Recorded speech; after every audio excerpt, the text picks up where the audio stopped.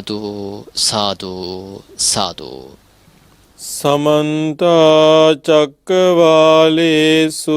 अत्रा गच्छन्तु देवता सद्धम्मं मुनिराजस्स सुनन्तु सग्ग मोक्खदं धम्मස්සවන කාලෝ අයං බදන්තා ධම්මස්සවන කාලෝ අයං බදන්තා ධම්මස්සවන කාලෝ අයං බදන්තා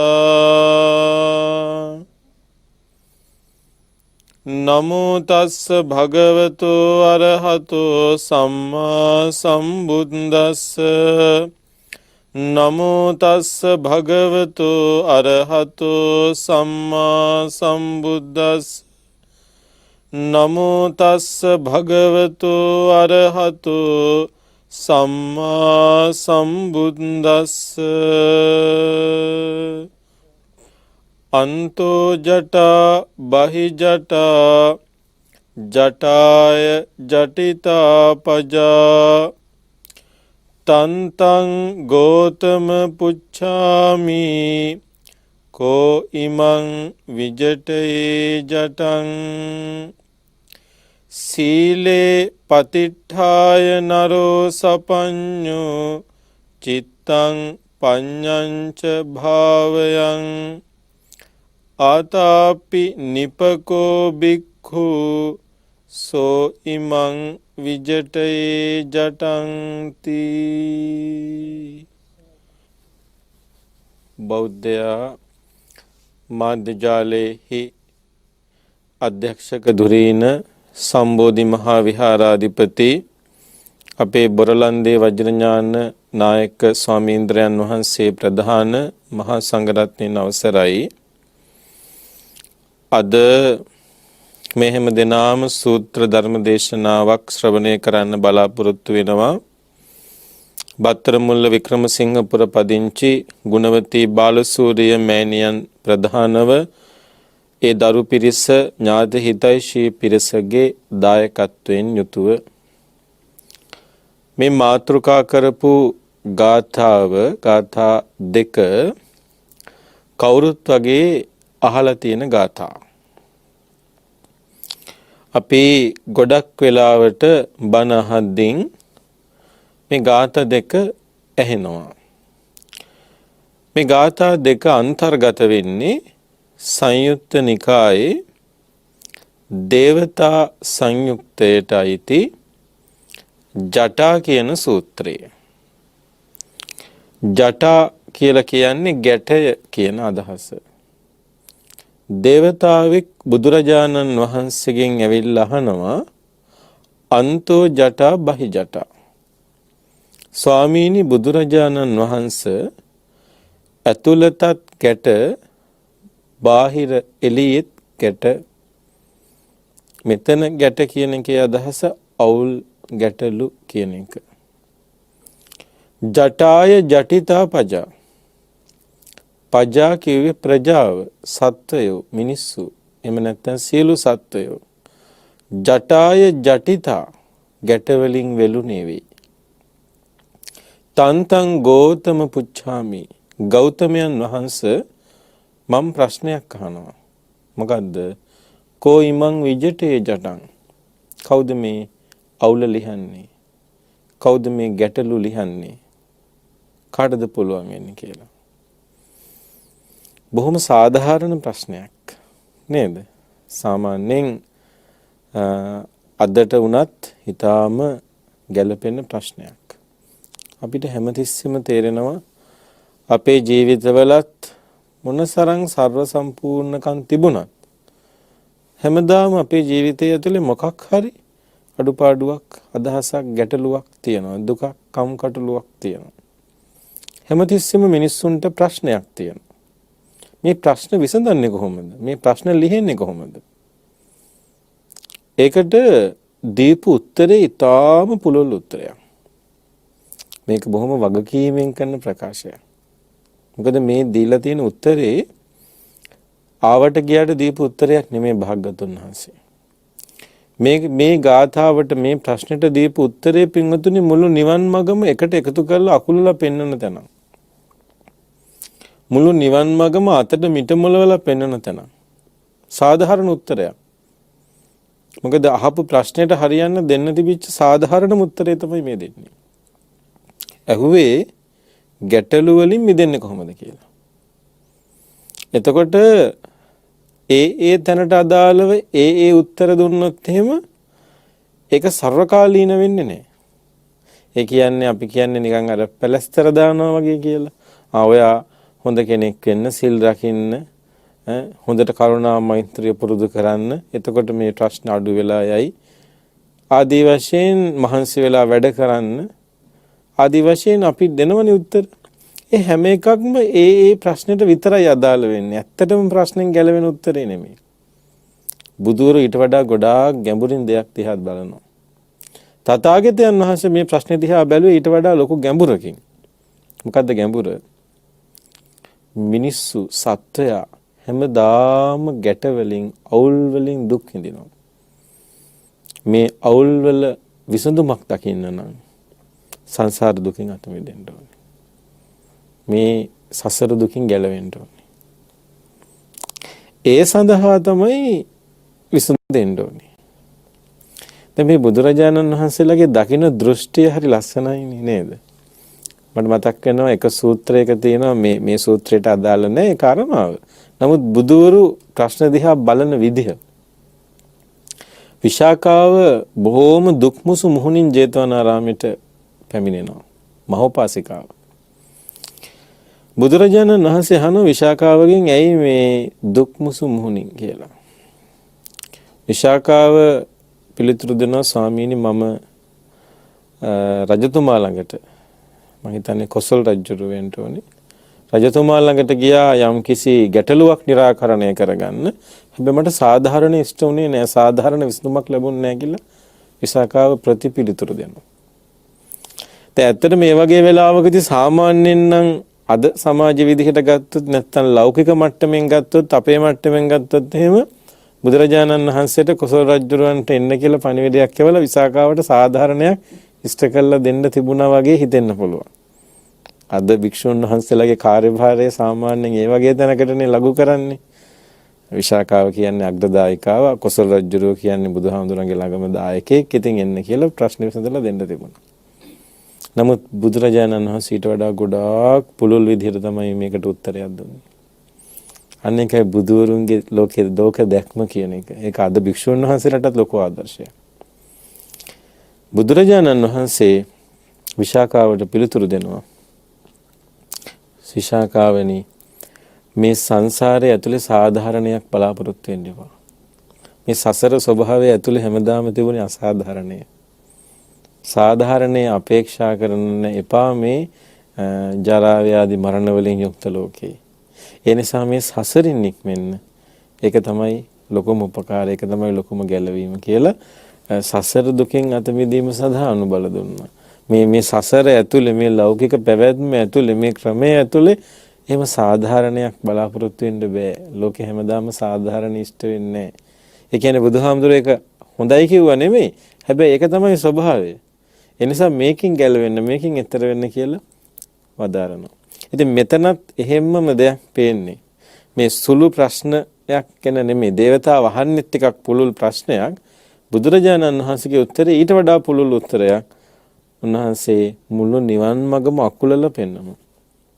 මේ ගාථාව මේ දේශනාව මෙතෙන්ට ගන්න හේතුව තමයි ගොඩාක් වෙලාවට මේ පින්වතුන්ලා නිවන් මඟ කොයි වගේ එකක්ද කියන එක ගැන අදහසක් නැතුව අයාල යන ගතියක් තියෙනවා. ඒක වෙන්න පුළුවන් දෙයක්. බුදුරජාණන් වහන්සේගේ ධර්මයේ සාන්දෘෂ්ටිකයි. ආර්ය අෂ්ටාංග මාර්ගයේ තියෙනවා නිවන් දකින්න පුළුවන් පැහැදිලි. හැබැයි ඒ ගැන අපිට යම්කිසි අදහසක් අපේ ප්‍රමාණයෙන් වැටහීමක් නැති වුනහම තවත් ඉස්සර කළා කිව්වොත් භාග්‍යවතුන් වහන්සේගේ වචනය අහලා සූත්‍ර කියවලා ධර්මය අහලා යම් ප්‍රමාණයකට මෙන්න මෙහෙමයි නිවන් දකින්න පුළුවන් කියලා වැටහීමක් නැති වුනහම කවුරු හරි දෙන ලණුවක් ගිලිනවා. හරි? කවුරු හරි කිව්වොත් එහෙම මෙහෙම කළාම නිවන් දකින්න පුළුවන් කියලා එහෙම කළා බලනවා. දැන් එහෙම කවුරු හරි කියන දෙයක් කරන්න වෙන්නේ ඇත්තටම ශාස්ත්‍රෝන් වහන්සේ කියන දේ දන්නේ නැති නිසානේ. භාග්‍යවතුන් වහන්සේ කියන දේ දැනන් හිටියනම් කවුරුත් කියන දේ කරන්න යන්න ඕනේ නැහැ. දැන් අද ඒකනේ වෙලා තින්නේ. අද කවුරු හරි කියනවා මෙන්න මෙහෙම කළාම නිවන් දකින්න පුළුවන් කියලා එහෙම කරනවා. හරි. මේ කියන්නේ රොස්පරොස්සිතකින් නෙමෙයි. හැබැයි ඒක අපරාධයක්. අපේ මනුෂ්‍ය ජීවිතේ වටිනා භූමියක අපි ඉන්නේ. බුදුරජාණන් වහන්සේගේ ශාසනයක භාග්‍යවතුන් වහන්සේගේ ශාසනයේ ජීවමාන වෙලාවක මේ ලැබපු මනුෂ්‍ය ජීවිතයක අපි ඉන්නේ. ඒ මනුෂ්‍ය ජීවිතය අපි ඔහේ නාස්ති කරගන්නවා. ඔහේ ගෙවලා දාගන්න මොනවා හරි ටිකක් කරලා. දැන් මේ මුල් හරිය ගැන මම ලොකු කාලයක් ගන්නෙ නැහැ. මොකද යම් ප්‍රමාණයකට මේ ටික දන්නව වෙන්න පුළුවන් නිසා. සීලේ පතිට්ඨාය නරෝ සපඤ්ඤෝ. නරෝ කියන්නේ පුද්ගලයා. සපඤ්ඤෝ කියලා කියන්නේ ප්‍රඥාව සහිත පුද්ගලයා. සීලේ පතිට්ඨාය කියන්නේ සීලයක පිහිටනවා. එතකොට මේ බොහොම පුංචි වාක්‍යයක් ඇතුලේ විශාල ධර්ම කාරණාවක් පෙන්වනවා. හිතා ගන්නවත් බැරි පුළුල් ධර්ම කාරණාවක්. මහා සාගරයක් වගේ ධර්ම කාරණාවක්. එක වාක්‍යය. නරෝ සපඤ්ඤෝ ප්‍රඥාව සහිත පුද්ගලයා. සීලයක පිහිටන්නේ වෙයි. හරි. දැන් හිතලා බලන්න ලෝකේ සිල් රකින්නවා කියන වැඩේ සාමාන්‍යයෙන් මිනිස්සයාට නැත්තම් ලෝක සත්වයාට සාමාන්‍ය ලෝක සත්වයාට අදාළ දෙයක්ද අදාළ නැති දෙයක්ද? සාමාන්‍ය ලෝක සත්වයා හැමතිස්සෙම කරන සාමාන්‍ය ලෝක සත්වයාට කරන්න පහසු සාමාන්‍ය ලෝක සත්වයාගේ භූමිය ඇතුලේ තියෙන දෙයක්ද ඊට වඩා උසස් දෙයක්ද? ඊට වඩා උසස් නේ. දැන් උදාහරණයක් විදිහට මෙහෙම ගමු.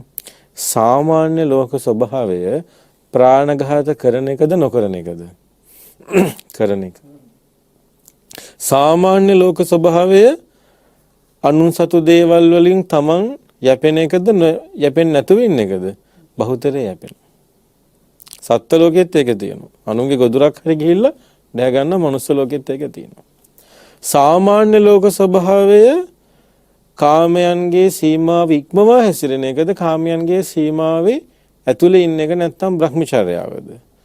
කාමයන්ගේ සීමාව අතික්‍රමණය කරමින් හැසිරෙන එක තමයි සාමාන්‍ය ලෝක ස්වභාවය. පුහුදුන් ලෝක ස්වභාවය ඒක.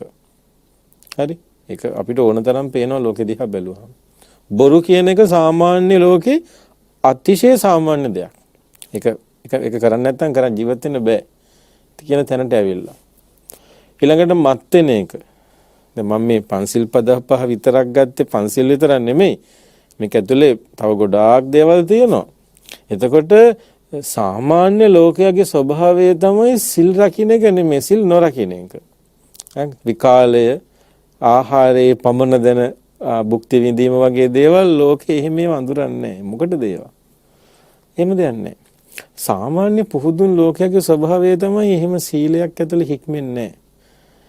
එතකොට කවුරු හරි මිනිස්සෙක් සීලයකට ගරු කරනවා කියලා කියන්නේ සීලයක් ඇතුලේ සංවර වෙනවා කියලා කියන්නෙම එයාට යම්කිසි දර්ශනයක් දැක්මක් ප්‍රඥාවක් මොකක් හරි ගිහිල්ලා තියෙන්න ඕනේ.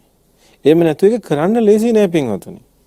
මොකද අපේ මේ ශරීරය හැදිලා තියෙන්නේ අපේ මනස හැදිලා තියෙන්නේ අපේ ජීවිත හැදිලා තියෙන්නේ සිල් රකින්න නෙමෙයි. ඒකනේ ඇත්ත කතාව. අපේ ජීවිත හැදිලා තියෙන්නේ සත්‍යයගේ මිනිස්සුන්ගේ ලෝකේ ජීවිත හැදිලා තියෙන්නේ මේ සිල් රකින්න නෙමෙයි. මේ ඉන්ද්‍රිය ශක්තිය තියෙන්නේ ඉන්ද්‍රිය පිනවන්න. එතකොට ඒක ඇතුලේ යම්කිසි සීමාවක් අපි පනව ගන්නවා කියලා කියන්නේම ඒකට යම්කිසි දැක්මක් දර්ශනයක් අපි ළඟ තියෙන්න ඕන. හරිද? අන්න ඒකයි ප්‍රඥාව තියෙන අය තමයි සිල් රකින්නේ. නරෝ සපඤ්ඤෝ කියලා වචනයක් කියවනේ ප්‍රඥාව සහිත පුද්ගලයා සිල් රකිනවා. එතකොට මොන ප්‍රඥාව තියෙන්න ඕනේද? තව චුට්ටක් අපි ගැඹුරට යනවා. ලෝකේ ස්වභාවය දකින්න නුවණ, අනිත්‍ය දකින්න නුවණ, සංසාර ස්වභාවය දකින්න නුවණ තියෙන්න ඕනේ. ලෝකෙ මෙහෙමයි, ජීවිතේ මෙහෙමයි, සංසාරේ මෙහෙමයි කියලා දකින්න නුවණක් තියෙන කෙනා අනේ එහෙනම් මම මේ සංසාරේ රස්තිය දුගගා ඉඳලා හරියන්නේ මම මේකෙන් ගැලවෙන්න ඕනේ කියලා ඔන්න සීලයක හික්මෙනවා. හරි? දැන් අපේ ජීවිතවලම උදාහරණ හැටියට ගන්නකො. දැන් පින්වතුනි අපි සාමාන්‍යයෙන් සංසාර බයක් නැතුව ජීවත් වෙච්ච කාල තිබිලා තියෙනවනේ. නේද? අපේ ජීවිතවල තිබිලා තියෙනවා. ටික වයසට ගියාම නම් ජීවත් වෙන්නේ ගොඩාක් අය මුළු ජීවිතේම සංසාර බය තිබුණ මුළු ජීවිතේම සිල් ගත්තා වගේ. හැබැයි ඇත්ත කතාව ඒ ජීවිතවලත් සංසාර බයක් නොතිවිච්ච සිල් රැකපු නැති කාලයක් තියෙන ඕන මිනිස්සෙක්. අපි තුල පවා තියෙනවා. දැන් එතකොට එහෙම අය දැන් අර සංසාර බය නැති කාලේ කොහොමද සීලය ගැන තිබිච්ච අදහස? ඒ කාලේ එහෙම ගෞරවයක් ලොකු වැටහීමක් තිබුණේ නැහැ. මේ පොඩි කාලේ සීල් සමාදන් වෙනකොට දුවනවා, කෑකෝ ගහනවා, ඉස්කෝල වලින් එන්න කිව්වහම කාලම බොනවා. ඉතින් ඒ ටික තමයි. එතනින් එහාට එහෙම සීලයක් ගැන අපිට ලොකු අදහසක් නැහැ ඉතින්. එහෙම රකින්න සීලේ යම්කිසි ආනිසංශයක් ඇති. හැබැයි නිවන් මාර්ගට අදාළ ප්‍රඥා සම්පන්න සීලයක් වෙන්නේ නැහැ. ඒක ඉතින් එන්න කියනවා වාඩි වෙලා ඉන්නවා කනවා බොනවා ගෙදර යනවා. හරි?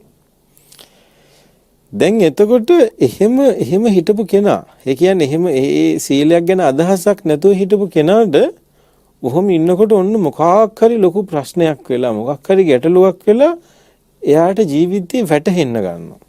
ඒක සමහරලාට අවුරුදු 18 20 වෙන්නත් පුළුවන්, 30 ගණන් වලදී වෙන්නත් පුළුවන්, 60 ගණන් වලදී වෙන්නත් පුළුවන්, වයසට ගිහිල්ලා වෙන්නත් පුළුවන්. වයස නෙමෙයි. එහෙම හිටපු කෙනාට ජීවිතේ මොකක් හරි සිද්ධ වීමක් වෙනවා. එතකොට එයා කල්පනා කරනවා ඇත්තටම ජීවිතේ දුකයි නේද? සංසාරේ දුකයි නේද? අන්න මොකද උපදින්නේ? සියුම් ප්‍රඥාවක් උපදිනවා. දැන් එයා එතනින් එහාට මොකද කරන්නේ? ගැඹුරින් කල්පනා කරන්න ගන්නවා. තමන් ගත කරපු ජීවිතය ගැන කල්පනා කරන්න ගන්නවා.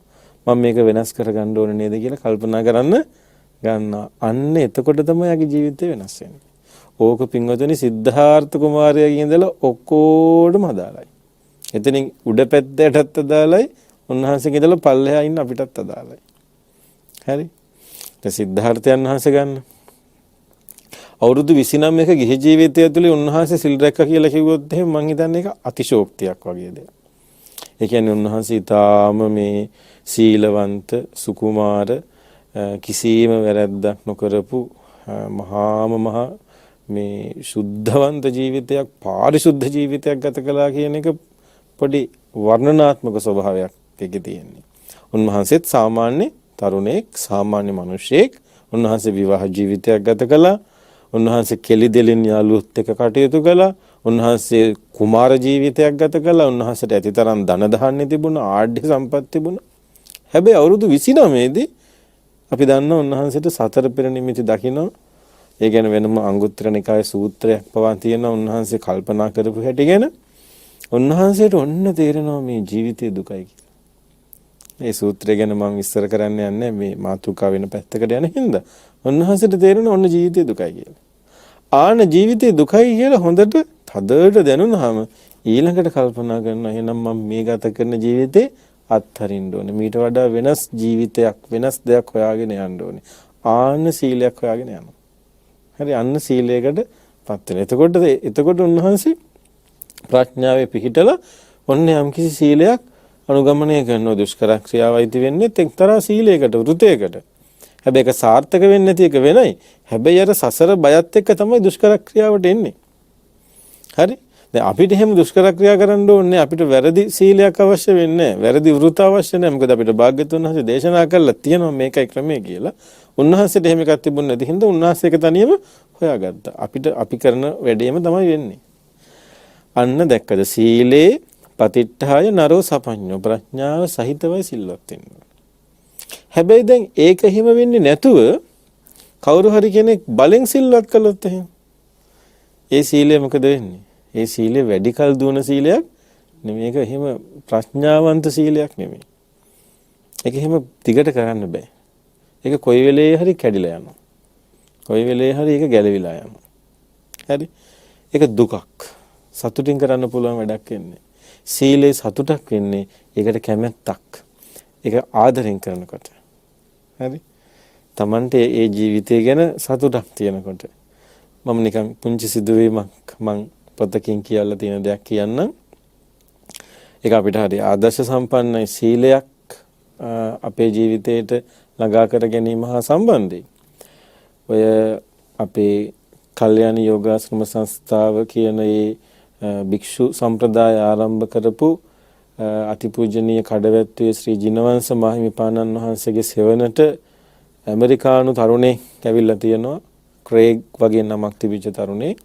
ඉතින් ඒ තරුණයා ඇවිල්ලා මේ පැවිදි වෙනවා. උන්වහන්සේට යොදන නම තමයි කෝවිද කියලා. උන්වහන්සේ තමයි යෝගාශ්‍රම සංස්ථාවේ පළවෙනි විදේශීය භික්ෂුන් වහන්සේ වෙන්නේ. ඉතින් මේ කෝවිද ස්වාමීන් වහන්සේ පැවිදි වෙලා ටික කාලයක් යද්දී උන්වහන්සේ විනය පිටකය කියවලා ආචාර්යයන් වහන්සේ ළඟට ඇවිල්ලා කියනවලු ඇඳිලි බැඳගෙන ස්වාමීනි මට මේ උපසම්පදා සීලය රකින්න ආසයි කැමතියි කියලා කිව්වලු. ඉතින් ඒ වෙලාවේ පඬිතු ස්වාමීන් වහන්සේ විශේෂ උපසම්පදා විනය කර්මයක් කළා මේ ස්වාමීන් වහන්සේ උපසම්පදා කළා. දැන් එතනදී අර තරුණ ස්වාමීන් වහන්සේ විනය පිටකයේ කියවලා උන්වහන්සේමයි තීරණය කරන්නේ මට මේ ශික්ෂාපද ටික රකින්න ආසයි මට මේක කරන්න ඕනේ කියලා. දැන් එතකොට තමන් සංසාරේ දැකපු විදිහෙන් තමන් ජීවිතේ දැකපු විදිහෙන් තමන්ගේ ගිහි කාලේ ගත කරපු විදිහෙන් තමන්ගේ ජීවිතේ තිබිච්ච පව් කරගෙන ආපු දේවල් දිහා ඔක්කොම බලලා උන්වහන්සේ තීරණය කරනවා මට මේ සීලය තිබුණොත් හොඳයි මම මේකට ආසයි කියලා. අන්න ඒක තමයි සීලය කියලා කියන්නේ. ඒක තමයි නියම සීලය කියලා කියන්නේ. තමන් තමයි මේ සීලය ලබා ගන්න. තමන් තමයි තමන්ගේ කැමැත්තෙන් තමයි ඒක ලබා ගන්න. එතකොට ඒක සතුටක්. එතකොට ඒක ලබා ගන්න අවශ්‍ය කරන උත්ප්‍රේරණය දෙන්නේ, තල්ලුව දෙන්නේ කොහෙන්ද?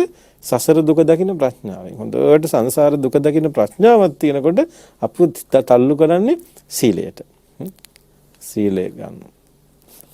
ඔන්න දැන් සිල්වත් වුණා. ඉතින් ඇත්තටම සීලය ගැන ගොඩාක් දේවල් කියන්නේ යන්නේ නැහැ. මොකද යම් ප්‍රමාණයකට අපි සතුටු වෙනවා. අපේ රට සිල් රකින්න පින්වතුන් ඉන්නවා කියලා පොඩි විශ්වාසයක් තියෙනවා. හරි?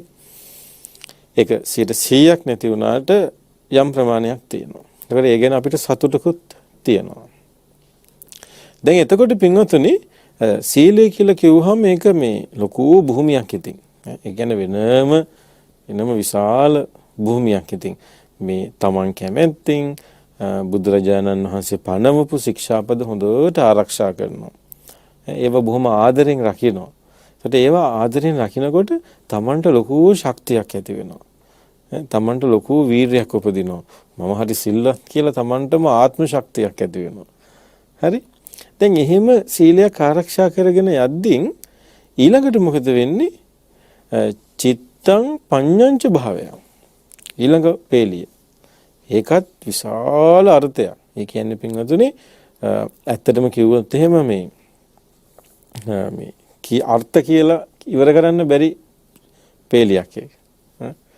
මේ පේලි දෙකම කොච්චරද කියලා කියනවා නම් උපමාවකින් කිව්වොත් උදාහරණයකින් කිව්වොත් එහෙම උපමාවක් නෙමෙයි උදාහරණයකින් කිව්වොත් එහෙම අපි දන්නවනේ විසුද්ධි මාර්ගය කියලා අපේ තියෙනවනේ ලොකු ග්‍රන්ථයක් නිවන් මඟ සම්බන්ධයෙන් බුද්ධ ഘോഷ ආචාර්යයන් වහන්සේ ලියපු විශාල ග්‍රන්ථයක්. මේ ඒ මුළු විසුද්ධි මාර්ගයම ලියලා තින්නේ බුද්ධ ഘോഷ ස්වාමීන් වහන්සේ මේ ගාථා විස්තර කරන්නේ.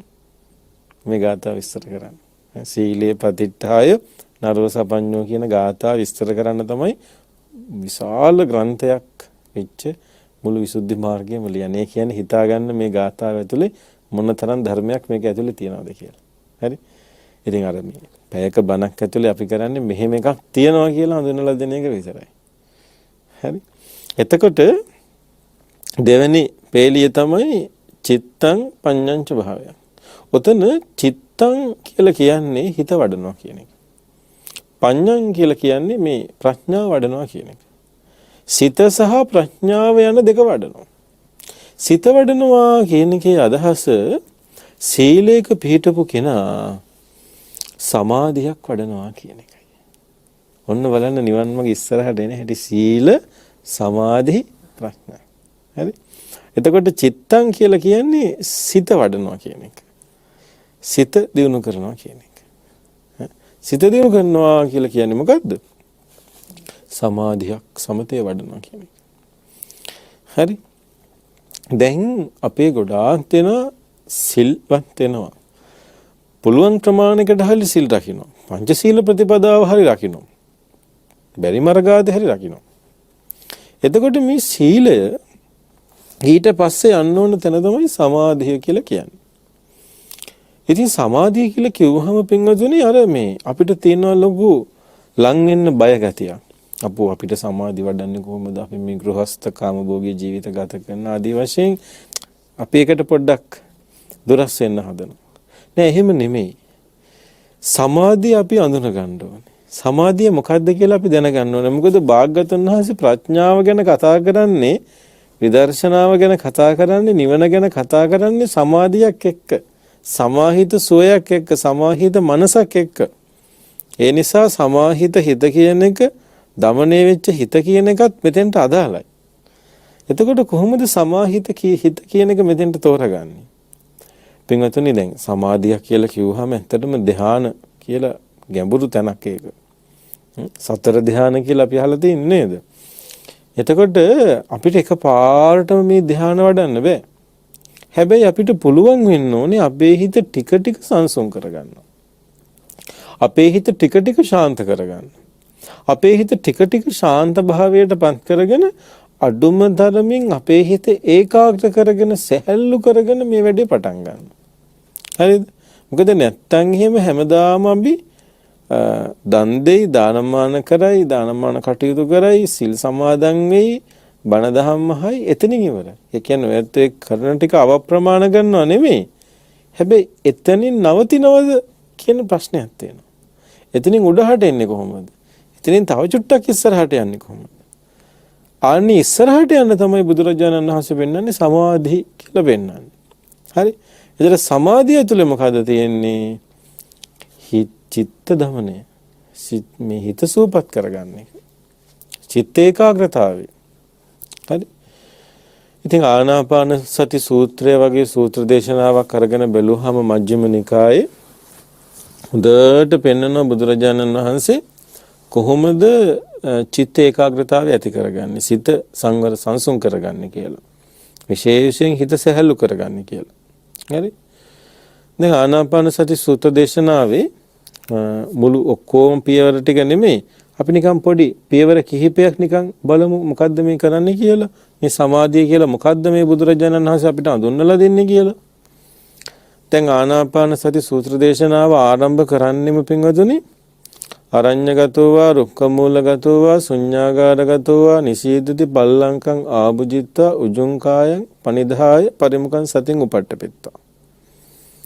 මේක හරිය ලස්සන වචන පෙළියක් නේ.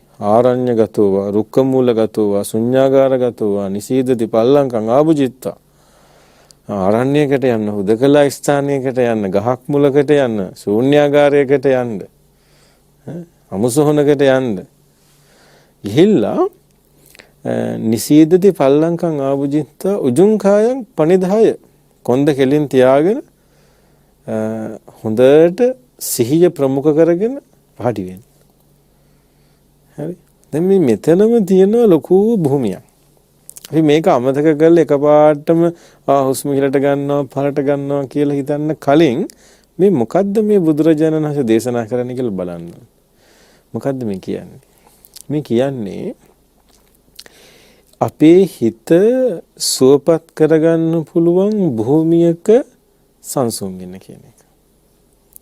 හරිද? අද අපි මුහුණ දෙන ලොකු ගැටලුවක් තමයි බුදුහාමුදුරුවන්ගේ ශ්‍රාවකය වුණාට ශ්‍රාවකයෝ යයි කියාගත්තට අපි ගොඩාක් වෙලාවට ශාන්ත භාවය කියන එක හඳුරන්නේ. සංසුන් භාවය කියන එක හඳුරන්නේ නැති ගතියක් තියෙනවා. අපි හැම වෙලාවෙම ටිකක් කලබල ගතියක්, උද්වේග කර බවක්, අන්න එහෙම දෙයක් තමයි අපෙන් පොඩ්ඩක් ප්‍රකට වෙන්නේ. චෝදනාවක් නෙමෙයි. හොඳට හිතලා බැලුවොත් එහෙම පැත්තක් පෙනෙයි. අපි පින්කමක් කියලා ගත්තත් මොකක් හරි ආගමික කටයුත්තක් වන්දනාවක් කියලා ගත්තත් අපිට නිකන් ඒක පින්කමක් වගේ දැනෙන්න නම්, වන්දනාවක් වගේ දැනෙන්න නම් ටිකක් සද්දේ ඕනේ ගතියක් තියෙනවා. හරිද? එහෙම නැත්තම් නිකන් ඒක මදි වගේ ගතියක්. හරි? දැන් රුවන්වැලි සෑයට ගියත් මේ අර මොනවාද ශබ්ද විකාශන යන්ත්‍රයක් නැත්තම් බුදු බැති ගීයක් නැත්තම් හේවිසි දවුල් හොරණෑ සද්දයක් නැත්තම් නිකන් ඒක නිකන් ගතියක් නෑ වගේ ගතියක් තියෙනවා. ඒක හරියන්නේ ඒක නිකන් පින්කමක් නෙමෙයි වගේ. අපි ඒ වගේ පොඩි එළියෙන් තියෙන දේවල් ටිකකට වශීකృత වෙලා ඇත්තටම දහම ඇතුලේ තියෙන්න ඕන දේ අමතක කරලා දාන ගතියක් තියෙනවා. හැබැයි හොඳට මතක තියාගන්න ඔය හැම ආගමකම තියෙනවා මේ ඒ වගේ දේවල්. ඒ කියන්නේ බාහිරින් තියෙන භක්තිය වර්ධනය කරන දේවල්. ඒවට අපහාස කරනවා, අප්‍රමාණ කරනවා නෙමෙයි. හැබැයි ඒව තියෙනවා කොයි ආගමින්. ඒව හැබැයි තිබිලා නැති වෙලා යනවා. ඒ කියන්නේ සින්දු ඇහිලා ඉවරනකොට භක්තිය ඉවරයි. හරි? ඒ නිසා ඒ වගේ තැනකට ලඝු වෙන්න හොඳ නැහැ. අපි එතනින් උඩට එන්න ඕනේ. ඒ වගේ දේවල් අපි කියන්නේ මේ සෝඩා බෝතලේ කැඩෝ වගේ කියන්නේ ඒක එතනින් ඉවරයි. ඒක ඉවරුණාම ඉවරයි. හරි? රොන්වැලිසෑය වැඳලා බස් එකට නැග්ගාම තිබිච්ච ශ්‍රද්ධාව ඉවරයි. අන්න එහෙම එකක් තියෙනවා. හැබැයි ඇත්තටම බුදුහාමුදුරන්ගේ ශ්‍රාවකයා එහෙම කෙනෙක් නෙමෙයි. බුදුරජාණන් වහන්සේ අපේක්ෂා කරන සැබෑ ශ්‍රාවකයා බොහොම නිශ්ශබ්දතාවයට කැමති කෙනෙක්. සාන්ත භාවයට කැමති කෙනෙක්. තමන්ගෙන් එළිය ලෝකයේ තියෙන දේවල් වලට වඩා තමන්ගේ අභ්‍යන්තරය ගැන අවධානය යොමු කරන කෙනෙක්. අභ්‍යන්තර ශාන්තියට කැමති කෙනෙක්. හරි? මෙන්න මේක අපි හරියට තේරුම් අරගන්න. දැන් අපිට රුවන්වැලි මහා සෑය වන්දනා කරන්න ගියාම අපිට පේනවා කප්පුරුප් අදින අය ඉන්නවා, මේ වටතිර අදින අය ඉන්නවා, හේවිසි ගහන අය ඉන්නවා, කිරිපිඩු ගෙනියන අය ඉන්නවා, සුවඳ මල් අතුරන අය ඉන්නවා, සුවඳ පැන් හින අය ඉන්නේ. හැම එකක්ම හොඳයි. හැම එකක්ම හොඳයි, නරකයි කියලා අහක දාන්නේ. හැබැයි පැත්තකට වෙලා භාවනා කරන්න අය හම්බෙන්නේ හරි අඩුයි. නැතුව නෙමෙයි, හරි අඩුයි. 100කට එක්කෙනෙක් දෙන්නෙක් වගේ අහු වෙනවා. එතකොට තේරෙනව නේද අපේ ලැබියාව කොයි වගේ එකක්ද කියලා. හරි? හැබැයි අපිට හම්බ වෙනවා ඒ වගේම සමහර වෙලාවට බටහිර රටවල් වල ඇත්තෝ බටහිර රටවල් වල බුද්ධාම හොයන ඇත්තෝ ඒකේ අනිත් පැත්ත. ඒගොල්ලෝ සතියන්ත දවස් දෙක ගත කරන ඇවිල්ලා ඒගොල්ලන්ගේ ආරාමයකට හරි මොකක් හරි බෞද්ධ ආගමික ස්ථානයකට මොකක් හරි මේ මධ්‍යස්ථානයකට ඇවිල්ලා මේ බොහොම පහසුකම් අඩු කාමරයක එහෙම නැත්නම් පොඩි කූඩාරමක දවස් දෙකක් ගත කරලා භාවනා කරලා ගෙදර යනවා. කවුරුත් දන්නේ නැහැ සද්ද නොකර ඇවිල්ලා භාවනා කරලා ගෙදර ඇවිල්ලා සතියන්ත නිවාඩුව ආරාමේ ආරණ්‍ය ගත කරන පිරිස් අද බටහිර බිහි වෙලා ඉන්නවා. ලංකාවේ ඇත්තෝ නෙමෙයි. සමහරලාට උපතින් බෞද්ධයොත් නෙමෙයි. බටහිර ඇත්තෝ. හරි? කියන්නේ මේ පැත්ත පල්ලෙහාට දාලා මේ පැත්ත උස්සලා කතා කරනවා නෙමෙයි. නමුත් අපි ඇත්ත විදිහට දකින්නේ බැබෙන්ගතුනේ. එතකොට දැන් බලන්න ඒ ඇත්තන්ගේ තියෙන ලැබියාව ඒ ඇත්ත දහම දකින විදිහ සහ දහම ඇතුලේ ඉන්න විදිහයි අපේ තියෙන දේ අතර පොඩි වෙනසක් තියෙනවා. ඒ නිසා අපි ඒක ටිකක් හදා ගන්න ඕන තැන. මොකද සමාධියක් අඳුන ගන්න නම් සමාධිය විඳින්න නම් සමාධිය තබා සමාහිත සුවය මනසක තියෙන සමාහිත ගුණය හරි තේරුම් ගන්න නම් අපිට පැත්තකට වෙලා වාඩි වෙලා S2 පියාගෙන ඉන්න පුළුවන්කම තියෙන්න ඕනේ. ඉතින් ඒ නිසා තමයි අරඤ්‍යගතෝවා රුක්කමූලගතෝවා ශුඤ්ඤාගාරගතෝවා කියන ටික බුදුහාමුදුරු මතු කළා පෙන්වන්නේ. හරි? එතනදී අදහස් කරන්නේ භාග්‍යවතුන් වහන්සේ විවේක භූමියක් ඇසුරු කරන්න කියන එක. විවේක භූමියක් කියන එක. විවේක භූමියක හුදකලා වෙන්න කියන එක. ඒක හරිය වැදගත්. හරිය වැදගත්. හරි? මොකද විවේකය කියලා කියන්නේ මේ විනෝදය කියන එක නෙමෙයි. විවේකය කියන එකේ තේරුම පින්වතුනි හුදකලාව, ගැඹුරු හුදකලාව කියන එක. කොහේ හරි තනි වෙලා ජීවිතය දිහා ගැඹුරින් මෙනෙහි කරන එක තමයි විවේකය කියන එකට දීලා තියෙන අර්ථය. විවේකය කියලා තෝරන්නේ ඒ අර්ථයෙන්. එතකොට ආරඤ්‍යගතෝවා කියලා කිව්වහම ආරණ්‍යයකටම යන්න බැරි වෙන්න පුළුවන්. ශූන්‍යාගාරගතෝවා කියලා කිව්වහම මේ බුදුහාඳුරගේ කාලේ තියෙන ශූන්‍යාගාරයක්ම අපිට නැති වෙන්න පුළුවන්. වෘක්ෂ මූලගතෝවා කිව්වහම කැලේ තියෙන ගහක් මුල වාඩි වෙන්න බැරි වෙන්න පුළුවන්. හැබැයි අපිට පුළුවන් වෙන්න ඕනේ මේ හුදකලාවේ තියෙන ශාන්ත භාවය තේරුම් ගන්න. එතකොට අපි ආනාපාන සති සූත්‍රයේ යම් ප්‍රමාණයකට හරි අපේ ජීවිතේ පුහුණු කරන්න ගන්නවා නම් මේක හැබැයි මේ බණ ටික කියන්නේ ඒක කියන්නත් ඕනේ මේ ඇත්තටම භාවනා වැඩසටහන් වලට ගිහිල්ලා ඇත්තටම භාවනා කරලා ප්‍රතිඵල ලබාගත් පින්වතුන්ට අවවාදයක් ඇටියට නෙමෙයි. ඒ වගේ ඇත්තන්ට මේක කියන්න දෙයක් නෑ. ඒත් මේක දන්නවා.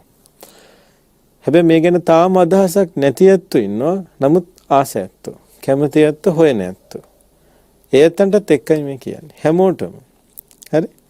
ඔව් ඒකේ වයස් ભેදයක් නැහැ කාටවත්. ඒකට ඕන කෙනෙකුට කරන්න පුළුවන්. තමන්ගේ gedara hari විවේක ස්ථානයක තමන්ගේ හිත නිවෙන තැනක ගිහිල්ලා පැය භාගයක් වාඩි වෙලා ඉන්නකොට මොනව නැතත් හිත නිවෙනවා නම් ඒක ලොකු දෙයක් නේ. ඒක හොඳ දෙයක්. ඒක ලොකු දෙයක්. අන්න ඒක අපි තෝරගන්න ඕනේ. අපේ හිත වැඩියෙන්ම සංසුන් වෙන වෙලාවක් තියෙනවා. සමහරලාට රෑ වෙන්න පුළුවන්. සමහරලාට උදේ පාන්දර වෙන්න පුළුවන්. සමහරලාට දවල් ගෙදර කවුරුත් නැති වෙලා වෙන්න පුළුවන්. කොයි හරි වෙලාවක අපිට පුළුවන් වෙන්න ඕනේ අපේ හිත ශාන්ත කරන වෙලාවක. අපේ හිත නිවෙන වෙලාවක පැය භාගයක් පැයක් විතර වාඩි වෙලා හිත නිවා ගන්න. එතකොට දවසේ ප්‍රශ්න ටික හොදලා දාන්න පුළුවන්. දවසේ ප්‍රශ්න ටික ඉවර කරන්න පුළුවන්. නැත්තම් අර ප්‍රශ්න ටිකත් එක්ක නිදාගෙන ප්‍රශ්න ටිකත් එක්ක තමයි නැගිටින්නේ. ප්‍රශ්න ටිකත් එක්ක තමයි ජීවත් වෙන්නේ. ඒ නිසා ඔය තිච් ඥාතාන් කියන සුප්‍රසිද්ධ ස්වාමීන් වහන්සේගෙන් දවසක් ප්‍රශ්නකදී අහනවා ඔබ වහන්සේ බාහිර පරිසරයේ කලබල වෙනකොට බාහිර පරිසරයෙන් යම්කිසි ආතතියක් එනකොට ඔබ වහන්සේ මොකද කරන්නේ කියලා. උන්වහන්සේ දෙන උත්තරය තමයි මම පැත්තකට ගිහලා වාඩි වෙලා මගේ හුස්ම දිහා බලන් ඉන්නවා කියලා. මේ කොච්චර මේ ලස්සන උත්තරයක්. උන්වහන්සේ ප්‍රංශේ වැඩ ඉන්නේ වියට්නාම් ජාතික බොහෝම ප්‍රකට ස්වාමීන් වහන්සේ නම. ඉතින් උන්වහන්සේ බොහොම ලස්සන උත්තරයක් දෙනවා මම පැත්තකට ගිහලා මගේ හුස්ම දිහා අවධානය යොමු කරගෙන ඉන්නවා කියලා. ඒක අපිට ඒ විසඳුම අපි අත්දැකලා තියෙන්න ඕනේ. ආතතිය කලමනාකරණය කර ගැනීම සඳහා අපිටත් ඒක බොහොම ලස්සන උපකාරයක් වෙන දෙයක්. දැන් එතකොට අන්න ඒ වගේ අපිට ගිහිල්ලා හොඳට අපි හිත සංසුන් කරගන්න. සමහර වෙලාවට ඈත පළාතකට ගියොත් එහෙම මහා වනාන්තරයක් දියැලක් ළඟ වතුර වැටෙන තැන ඇලක් දොලක් ළඟ වැවක් ළඟ රාත්‍රියක අපේ හිත හොඳට සංසුන් වෙනවා. ජේතවනාරාමේ ළඟට එහෙම උදේ පාන්දරක ගියාම පින්වතුනි හරියට හිත නිවෙන තැනක් වටේම ගස්කොළන්. මහසෑය ළඟටත් වඩා ගස්කොළන් වටේම තියෙනවා හරියට ආරණ්‍යයක ඉන්නවා වගේ. උදේ පාන්දරක ගියොත් එහෙම මීදු මෙහෙම බාන වෙලාවට හරියම හිත නිවෙන පරිසරයක් තියෙනවා. නැත්නම් හඳ තියෙන රැයක හොඳට හිත නිවෙන භූමියක්. ඉතින් ඒ වගේ තැනක ගිහිල්ලා ඔන්න අපි හිත සංසුන් කරගන්න. ඊළඟට සෝ සතෝ අස්ස සති සතෝ පස්ස සති. සිහියෙන් හුස්ම ඉහළට ගන්නවා. සිහියෙන් හුස්ම පහළට හෙලනවා. හුස්ම රැල්ල දිහා බලාගෙන හොඳට සිහියෙන් ඉන්නවා. මේවා මහා ලොකු දේවල් නෙමෙයිනේ. කරන්න බැරි දේවලුත් නෙමෙයි. මේවා සාමාන්‍ය දේවල්. හැබැයි ඒකට අවශ්‍ය කරන මේ යෙදවීම තියෙන්න ඕනේ. කැමැත්ත තියෙන්න ඕනේ.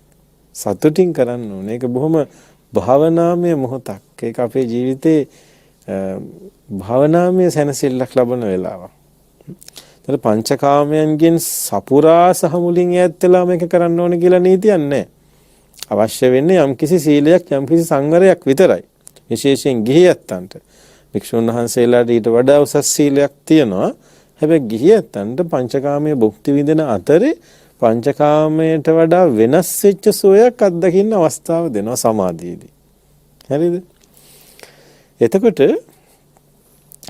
හුස්ම රැල්ල ගැන අවධානයෙන් ඉන්නකොට ඊළඟට සමහර හුස්ම රැලි දීර්ඝයි සමහර ඒවා කෙටි කියලා අපිට දැනෙන්න පටන් ගන්නවා. ඔන්න එතකොට දීගං වාසසන්තෝ දීගං අස්සසාමීති පජානාති ආදී වශයෙන් මෙනෙහි කරනවා. දීගං පස්සසන්තෝ දීගං පස්සසාමීති පජානාති රස්සං වාසසන්තෝ රස්සං අස්සසාමීති සික්ඛති ආදී වශයෙන් මේ හුස්ම රැල්ලේ තියෙන දිග සහ කෙටි බව අපිට තේරුම් යනවා. මොකද අපි හොඳට ඒ ගැන අවධානයෙන් ඉන්නකොට. හරි. ඊට පස්සේ ආනාපාන සති භාවනාවේ බොහොම වටින පියවරක් ගැන පෙන්නනවා. සබ්බකාය පටිසංවේදී අස්ස සිස්සාමීති සික්ඛති සබ්බකාය පටිසංවේදී පස්ස සිස්සාමීති සික්ඛති. හොඳට සමස්ත මේ ආශ්වාස ප්‍රාශ්වාස ක්‍රියාවලිය ගැනම අවධානය යොමු වෙනවා. වෙන අනිත් ඔක්කොම අමතක වෙලා යනවා. ඒ කියන්නේ ශරීරය පිහිටලා තියෙන විදිහ, වටේ පිහින පරිසරය, පොළවේ ශරීරය ගැටෙන ඒවා, ඒ ඔක්කොම අමතක වෙලා ගිහිල්ලා මුළු අවධානයම හුස්ම රැල්ල ගැන සම්පූර්ණ අවධානය යොමු වෙලා සම්පූර්ණයෙන්ම හුස්ම රැල්ල ගැන 100% අවධානය යොමු වෙන එක තමයි සබ්බකාය පටිසංවේදී අවස්ථාව කියලා කියන්නේ. ඒක මේ නාමිකව කිව්වා විතරයි. ඊට පස්සේ බුදුරජාණන් වහන්සේ පෙන්නනවා ඊළඟ පියවර හැටියට මේ පස්සම් භයං කාය සංකාරං අස්ස සිස්සාමිති සික්ඛති පස්ස සිස්සාමිති සික්ඛති. අපි ආරාධනා කරන්නේ අඩුම තරමින් මේ ටික හරිය අපිට කරගන්න පුළුවන්. මොකද පස්සම් භයං කාය සංකාරං කියලා කියන්නේ මේ කාය සංස්කාරය සංසිඳිලා යනවා. ශරීරය හොඳට සැහැල්ලු වෙනවා කියන එක. මේ ශරීරය අපිට නොදැනී යනවා. ශරීරය සැහැල්ලු වෙනවා. ශරීරය සැහැල්ලු වෙනවා කියලා කියන්නේ පින්වතුනි ඒක ඇතුලේ ශරීරයත් එක්ක උපදින ප්‍රශ්න වලක් තියෙනවානේ. ලෙඩ වෙන එක බඩගිනින එක විතරක් නෙමෙයි. පංචකාමයන් හා බැඳිච්ච ප්‍රශ්න ගොඩාක් අපිට තියෙනවා. ඒ ප්‍රශ්න ටික සෑහෙන දුරකට අඩු වෙලා අපේ හිත හොඳට සැහැල්ලු වෙනවා. මේ අවස්ථාවට අපේ හිතපත් වෙනකොට. දැන් එතකොට ඇත්තටම අපිට අර වචන වලින් උපදෙස් දීලා වචන වලින් කියලා දීලා මිනිස්සුන්ව වෙනස් කරනවට වඩා අපේ හිත සංසුන් වෙනකොට අපේ ගොඩක් තියෙන දේවල් වෙනස් වෙලා සමහර වෙලාවට අපිට වෙනස් කරගන්න බැරි අමාරු සමහර තැන් බව අපේ ජීවිතේ වෙනස් වෙලා තියෙනවා අපේ හිත සංසුන් වෙනකොට. අපිට පුළුවන් නම් මෙන්න මේ ටික හරි ටික ටික පියවරෙන් පියවර දියුණු කරගන්න. හරියම වටිනවා. හරි. දැන් එතකොට මේ විදිහට හිත සංසුන් කරගෙන ගිහිල්ලා තව මේ භාවනාවේ පියවර තියෙනවා. බුදුරජාණන් වහන්සේ පෙන්නනවා හොඳට චිත්ත සමාධියක් උපදව ගන්න. චිත්ත ඒකාග්‍රතාවයක් උපදව ගන්න. ආන්නේ චිත්ත ඒකාග්‍රතාවය උපදව ගත්තට පස්සේ මොකද වෙන්නේ? එයාගේ හිතේ පංච නීවරණය දුර්වල වෙලා යනවා. කාමච්ඡන්ද, ව්‍යාපාද, තීන මිද්ද, උද්ධච්ච, කුක්කුච්ච, විචිකිච්ඡා ආදී නීවරණ ටික දුර්වල වෙලා යනවා. එයාට ලෝකයේ දිහා විදර්ශනා ප්‍රඥාව පහළ වෙනවා. ලෝකයේ දිහා විදර්ශනා නුවණින් දකින්න පුළුවන්කම ලැබෙනවා. එහෙම දකින්න කෙනා තමයි ඊට පස්සේ මාර්ගඵල වලටපත් වෙන්නේ. නිවන් අවබෝධ කරගන්නේ. දැන් එතකොට ඊටාම පැහැදිලි අපිට මේක මේ ආරෂ්ඨාංග මාර්ගය පුහුණු කරන එක මේ සංසාර දුකින් අත මිදෙන මාර්ගය කියන එක කරන්න බැරි වැඩක් නෙමෙයි. කරන්න පුළුවන් දෙයක්. එතෙන්දී ඊටාම අවශ්‍ය දෙයක් තමයි කුමක්ද? සීලයක් සමාදන් වෙලා සමාධියක පිහිටන එක හිත සුවපත් කරගන්න එක. මොකද එතරින් පාර වරදින්න පුළුවන්. මම දැන් සිල්වත් මට හොඳට සීල නිසා පින් කුසල් දෙනවා මට නිවන් දකින්න හම්බෙයි කියලා අපිට වෙන පැත්තකට අපි යන්න පුළුවන්. ඒ නිසා මේ වැඩිපුර තල්ලු කරන්න හදන්නේ. මේ වැඩිපුර අවධානය යොමු කරන්න හදන්නේ අපි දැන් කාලයක් තිස්සේ අපේ ජීවිතයේ සිල් රකිනවා. දන් පෙන් දෙනවා. පින් දහම් කරනවා. අටමහා කුසල් කරනවා. කටින පින්කම් කරනවා. වැසිකිලි හදනවා. ධර්ම පුස්තක මුද්‍රණය කරනවා. ස්වාමීන් වහන්සේලාට අෂ්ට පරිස්කාර ආදී පූජා කරනවා. ගොඩාක් පින්කම් කරනවා. ඒ පින්කම් කරන ගමන් අපිට පුළුවන් නම් පැත්තකට වෙලා වාඩි වෙලා අපේ හිත සංසුන් කරගන්න. අපේ හිත සුවපත් කරගන්න. ඊටම වටිනවා. කටින පින්කමකට අත ගහලා කටින පින්කමක් පූජා කරලා ඇවිල්ලා කාට හරි හිතෙනවා නම් ඒ ටික ඔක්කොම අත්හැරලා ඒ කරපු ඔක්කොම ටික අත්හැරලා S2 පියාගෙන හුස්ම දිහා බලන් ඉන්න. අන්න ජයග්‍රාහකය. අන්න ජයග්‍රාහකය. හොඳට රැ එළි වෙනකන් නිදි මරලා හරි දානයක් දීලා. ඒ දානි දීලා ඉවරනාට පස්සේ පිරිකරත් පූජා කරලා වියදම් කරලා ඔක්කොම ඉවර වෙලා හවසට වැඩ ඉවර කරලා ගියස් අතුගාලා අස්පස් කරලා නාලා කරලා වාඩි වෙලා හුස්ම රැල්ල දිහා බලන් ඉන්න පුළුවන්. අන්න ජයග්‍රාහක යන්න දින්න කෙනා. හරි. අන්න ඒකයි වෙන්නේ. ඉතින් අන්න ඒ පැත්තට අපිට යන්න පුළුවන් නම් ඔන්න අපි ටික ටික වෙනස් පැත්තකට යනවා. ඉතින් මම නිකන් මේ සමහර වෙලාවට අපිට හම්බෙනවා කිය අනිත් පැත්ත. මටත් දවසක් හම්බෙලා තියෙන එක චරිතයක් මේ එයා ඒ වගේ ලොකු පින්කමක් කරලා ඉවර වෙලා එන ගමන් ලොතරැයියක් ගන්නවා. හරි.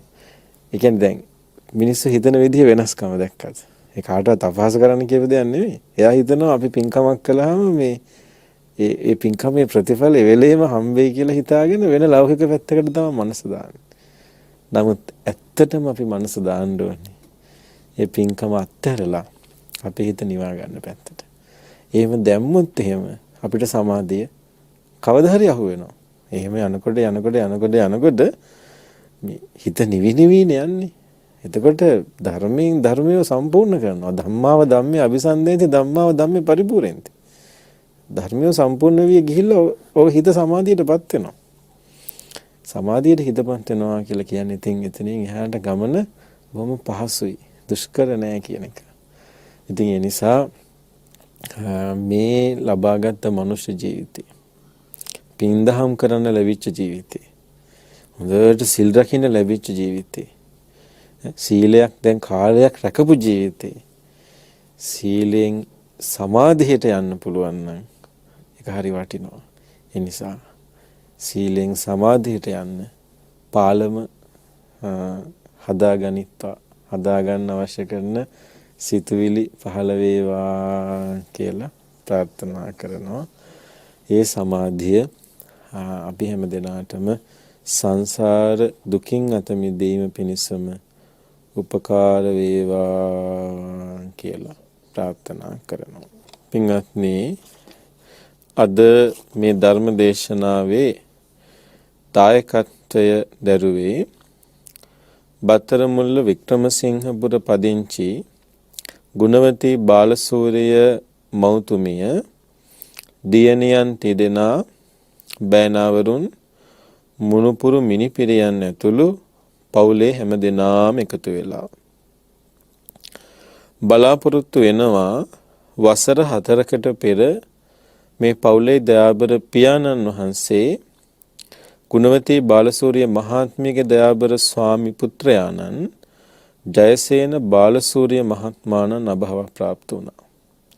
එතුමාණන්ට අමා මහ නිවන් සුව වේවා කියලා මේ පින්කම සිද්ධ කළා පින් ප්‍රාර්ථනා කරනවා.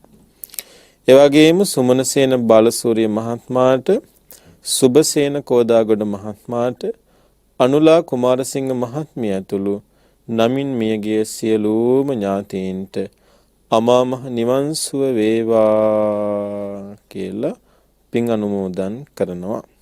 මේ වෙලාවේ කල්පනා කරගන්න අපවත් වී වදාළ දරණාගම කුසල ධම්ම නායක ස්වාමීන් වහන්සේ ප්‍රධාන මහා සංඝරත්නයත්, එවැගේම ජයසේන බාලසූරිය පියාණන් ඇතුළු කොට ඇති නමින් නම් සඳහන් කළ මියගිය සියලු ඥාතීන්ටත් මේ පින් නිවන් පිණසම හේතු වේවා කියන අදහසින් ඉදම්මේ ඥාතීනං හෝතු සුඛිතා හොන්තු ඥාතයෝ, ඉදම්මේ ඥාතීනං හෝතු සුඛිතා හොන්තු ඥාතයෝ, ඉදම්මේ ඥාතීනං හෝතු සුඛිතා හොන්තු ඥාතයෝ. එවැගේම පින්වතුනි, මේ පින්කමේ ආශිර්වාදයෙන් ජූනි මාස 8 වෙනි දින 81 වෙනි ජන්මදිනය සමරන ගුණවතී බාලසූරිය මෑණියන්ට සුබ උපන් දිනක් වේවා. නිදුක් නිරෝගී සුවය වේවා. තුනුරුවනේ ආශිර්වාදයෙන් දිගාසී සැලසේවා කියලා ආශිර්වාද කරනවා. පවුල්වල හැම දිනාටමත් දේශකයන් වහන්සේ ඇතුළු මහා සංඝරත්නයට, බෞද්ධ මාධ්‍යාලයේ අධ්‍යක්ෂක බොරලැන්දේ වජිර ඥාන නායක ස්වාමින් වහන්සේ ඇතුළු මහා සංඝරත්නයට ආශිර්වාද කරනවා. ඒ වගේම පින්වතුනි, මේ වෙලාවේ අපත් බොහොම ගෞරවයෙන් බොහොම මෛත්‍රියෙන් සිහිපත් කරන්න කැමති මේ දායකත්වය දරූ ගුණවතී බාලසූරිය මෑණියන්ගේ දයාබර දුවනි මහත්මනියක්, අපේ මංජුලා බාලසූරිය මහත්මනිය අපගේද ආචාර්යවරියක්. ඒ වගේම අපේ කෝදාගොඩ මහත්මාණන් අපගේද ආචාර්යවරයෙක්. ඉතින් මේ දෙපළටත් නිදුක් නිරෝගී සුව වේවා, දිගාසී වේවා කියා ආචාර්ය ගෞරවයෙන්, ගුරු ගෞරවයෙන් ආශිර්වාද කරනවා. ඒ වගේම කොරෝනා වෛරසය නිසා පීඩාවටපත් වෙලා සිටින ලෝකවාසී සියලු සත්ත්වයින්ටත් ඉක්මන් සුවය, ශාන්තිය සැලසේවා, සුවපත් බව වේවා. රටත් ජාතියත් සම්බුද්ධ ශාසනයත් සියලු ලෝක සත්වයාත් දෙවියෝ ආරක්ෂා කෙරෙත්වා කියලා පින් අනුමෝදන් කරමු. එත්තාවතාචම් හේහි සම්බතං පුඤ්ඤ සම්පදං සම්මේ දේවා අනුමෝදන්තු සබ්බ සම්පatti සිද්ධියා. එත්තාවතාචම් හේහි සම්බතං පුඤ්ඤ සම්පදං සබ්බේ දේවා අනුමෝදන්තු සබ්බ සම්පatti සිද්ධියා. එත්තාවතාචම් හේහි සම්බතං පුඤ්ඤ සම්පදං සබ්බේ දේවා අනුමෝදන්තු සබ්බ සම්පatti සිද්ධියා. හැම දිනාටම සංසාර දුක් කෙලවර කොට ලබන අමා මහ නිවන් සුව පිණිස මේ පින් හේතු වේවා.